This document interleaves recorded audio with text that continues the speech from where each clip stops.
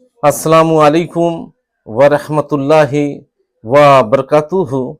আপনাদের সম্মুখে আমি কিছু বক্তব্য রাখব।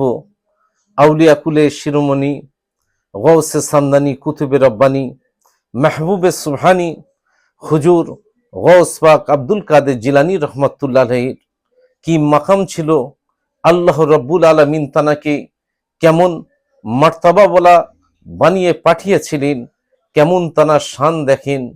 এক কিতাবটির নাম হচ্ছে আপনার লতিফ কাদরিয়া নামক গ্রন্থে আজ লিখিত আছে।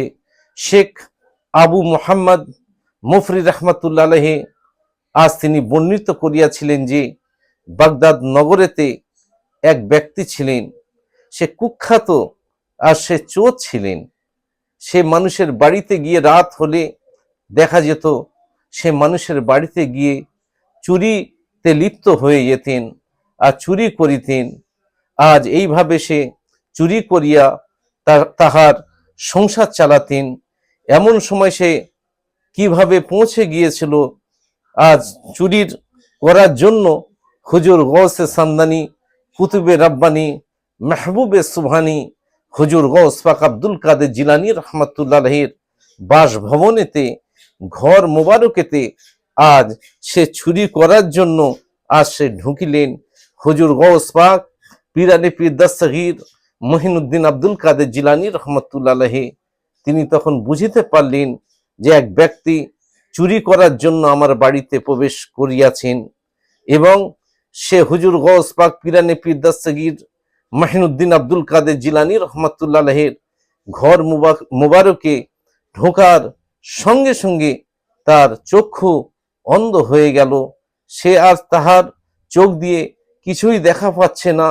সে তখন থরথর করে কাঁদছেন আর থরথর করে কাঁপছে, চিন্তা করছে ভয়েতে যে যখন সকাল হবে আজ ফজর বাদ, যখন আজ এখানে কেহ যখন আসবে এসে দেখবে যে আমি চোর, আজ হুজুর গৌস পাকের ঘর মোবারকে চুরি করতে এসেছি, মানুষ যখন জানতে পারবে তখন আমাকে সবাই ছিছি করতে থাকবে আর বলতে থাকবেই তো এইটাই যে তুই আর কোনো জায়গা পেলি না, তুই হুজুর গৌস পাক আব্দুল কাদের জিলানী রহমতুল্লাহির আজ ঘর মোবারকেতে তুমি চুরি করতে এসেছো, চুরি করতে এসেছো।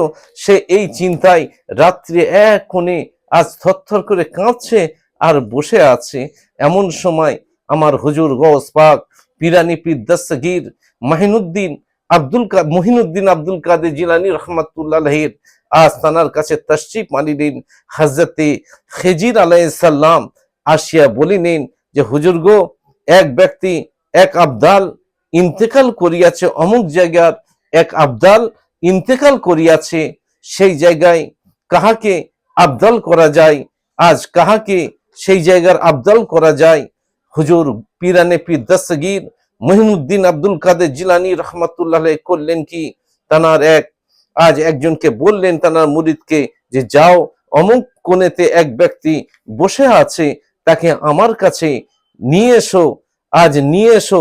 আজ হুজুর গৌস পাক পীরানে পীর দস্তগীর মহিনুদ্দিন আব্দুল কাদের জিলানী রহমতুল্লাহের কাছে যখন সেই চোর ব্যক্তিটাকে যখন নিয়ে আসছে, সে থরথর করে কাঁপতে কাঁপতে কাঁপতে আজ হুজুর গৌস পাক পীরানে পীর দস্তগীর মহিনুদ্দিন আব্দুল কাদের জিলানী রহমতুল্লাহের কাছে নিয়ে নিন। আর আমার হুজুর গৌস পাক করলেন কি, বড় পীর করলেন কি, তাহার প্রতি কৃপা দৃষ্টি করলেন, আজ তাহার প্রতি নজরে করম আজ ফেললেন।